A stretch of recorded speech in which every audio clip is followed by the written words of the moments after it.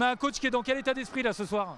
Dans un état d'esprit, on va dire, plus positif. Donc forcément, les joueurs ont eu une réaction, c'est ce qu'on espérait. Et puis je pense qu'ils l'ont fait à cœur joie et ils ont respecté, je pense, les consignes. Il y a eu beaucoup plus d'engagement, ce qui a permis d'avoir un match vraiment plein, abouti, et ça change vraiment de ce qui a pu se passer au Portugal. Ah bah nous on s'est régalé, hein, Greg, c'est vrai.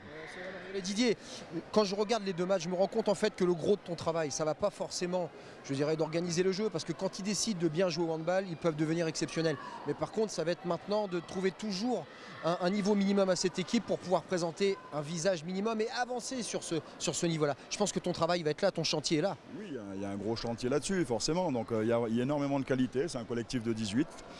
Mais il faut savoir faire les choix assez pertinents pour pouvoir évoluer dans les rencontres. Aujourd'hui, quand on voit le changement qu'il y a pu avoir entre Luka Karabatic et Adrian Zipanda, alors qu'il n'a pas joué la première rencontre, il a vraiment mis beaucoup d'engagement et de volonté. Et il a vraiment été très efficace dans la durée de la rencontre. Donc, et pourtant, tout le monde mérite de jouer. Vous avez un groupe capable d'aller chercher un titre olympique maintenant? Oui, votre groupe qui est formé. Titre olympique, je pense qu'on ne va pas se précipiter. Médaille olympique? Ni médaille olympique, parce que je pense qu'il faut déjà se qualifier pour le championnat d'Europe pour essayer d'aller aux Jeux olympiques. Donc dans l'ordre, ça fait se qualifier pour le championnat d'Europe, essayer d'avoir la meilleure place au championnat d'Europe en vue d'éviter le TQO. Donc si on peut éviter le TQO, ça nous donnera un peu plus de repos. On passera déjà par l'étape du championnat d'Europe, et puis à l'issue du championnat d'Europe, on verra si on passe par le TQO pour aller aux Jeux olympiques et quel collectif ira aux Jeux olympiques, soyant un peu mesurés dans nos propos. D'accord, voilà, mais il y a quand même un groupe, il s'est passé quelque chose, non? Là, depuis jeudi, dans ce groupe, on a vu deux équipes de France différentes, on a l'impression, entre jeudi et aujourd'hui. Oui, Il s'est passé quelque chose, oui, évidemment, mais je ne pense pas que le Portugal prétend être champion d'Europe. Donc aujourd'hui, c'est très bien, ils ont une très bonne équipe de qualité, mais ce n'est pas non plus le Danemark, ni l'Espagne, ni la Croatie. Donc on va quand même se calmer, c'est pour ça que je vous dis d'être mesuré dans les propos.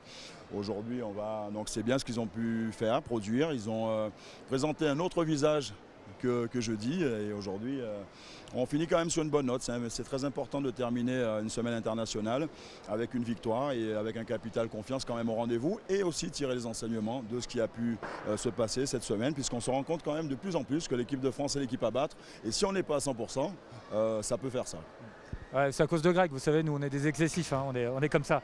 Greg, le mot de la fin peut-être avec Didier? Non, le mot de la fin, je crois que Didier a tout dit, hein, et du moment où on est tous d'accord pour dire que si l'équipe de France aujourd'hui ne s'investit pas à 100%, elle ne devient plus aussi redoutable avant. Quand Didier était joueur, le fait de présenter la Dream Team sur le terrain, on voyait les gens en face à la 10e minute, tout le monde baissait un peu la tête. Aujourd'hui, les gens n'hésitent plus à se dresser face à l'équipe de France. Et tant mieux pour eux, parce que c'est le meilleur moyen pour une jeune génération, je dirais, de progresser, d'avancer. Donc il a 2 ans pour travailler, on va lui souhaiter beaucoup de réussite.